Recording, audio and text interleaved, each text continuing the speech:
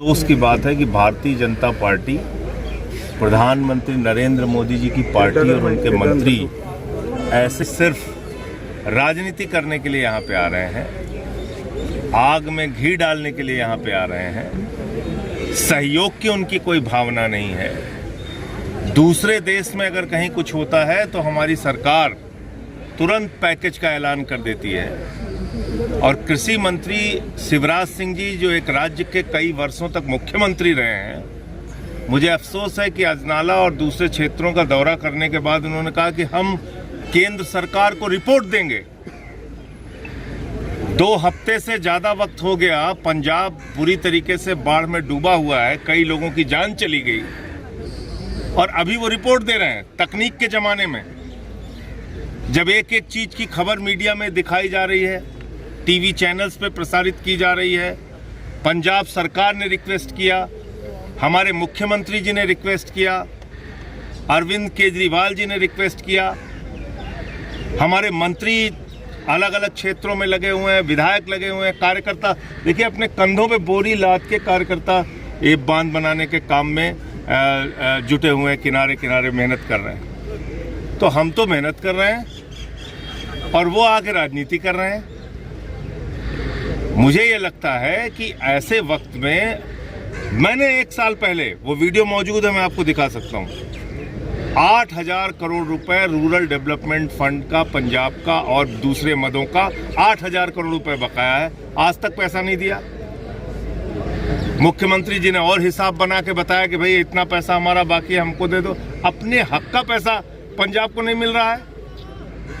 कहीं आपको केंद्र सरकार का सहयोग नहीं दिख रहा है। सिर्फ और सिर्फ ये एक फिजूल की फालतू बातें हैं। हमारी सरकार, चाहे वो ड्रग्स का मामला हो, माइनिंग का मामला हो, कहीं किसी को नहीं बख्शती, कार्रवाई करने का काम करती है।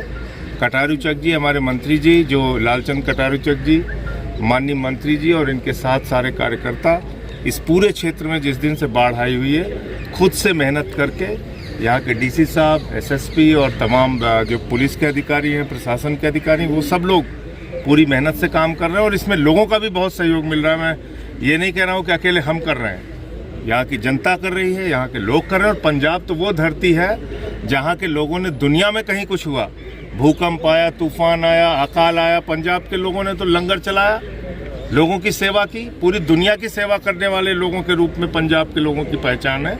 आज पंजाब तकलीफ में है तो सबको आके यहाँ पे मदद करनी चाहिए। हमारे पार्टी के राष्ट्रीय संयोजक अरविंद केजरीवाल जी ने भी अपील की है। हमारे कार्यकर्ता, हम सब लोग यहाँ पे लगे हुए हैं और इस दुख की घड़ी में हम सब लोग साथ हैं। कई परिवारों की जान भी गई है, उनकी भी मदद हो रही है। और इस वक्त जो ज़रूरत है उसमें फॉगिंग मशीन की ज़रूरत है। अगर कुछ लोग सहयोग कर सकते हैं, गाँव में दे सकते हैं तो उसका सहयोग कर सकते हैं। त्रिपाल की ज़रूरत है, चारे की ज़रूरत है।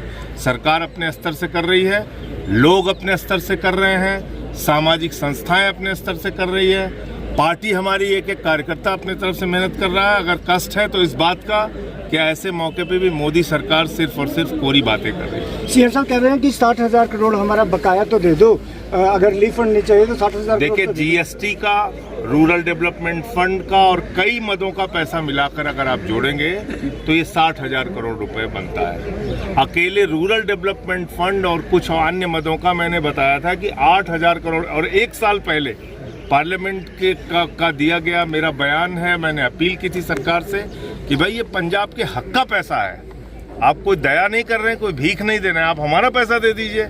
लेकिन वो भी पंजाब के लोगों को नहीं दे रही है सरकार। कमेटियों ने दौरा कर रही हैं, सर्वे कर रही हैं, सेंट्रल मिनिस्टर आ रहे हैं, पर अभी तक तो हेल्प तो कोई सामने नहीं। हाँ, तो वही तो कह रहे हैं वो कि हम रिपोर्ट दे रहे हैं, वो रिपोर्ट दे रहे हैं। तो अभी किसी दूसरे देश में, ब्राजील के फुटबॉलर का एक बार शायद उनकी हड्डी उड्डी टूट गई थी तो तुरंत प्रधानमंत्री जी का ट्वीट आ गया। तो ब्राजील के फुटबॉलर की चिंता है, अफगानिस्तान को राहत सामग्री उन्होंने भेज दिया और यहाँ हिंदुस्तान के लिए उनके पास कोई राहत का पैकेज नहीं है। तो ये तो अफसोस की बात है ना। ये सोचना भी पड़ेगा हम लोगों को कि किस तरीके से ये सरकार सौतेला व्यवहार कर रही है पंजाब के साथ।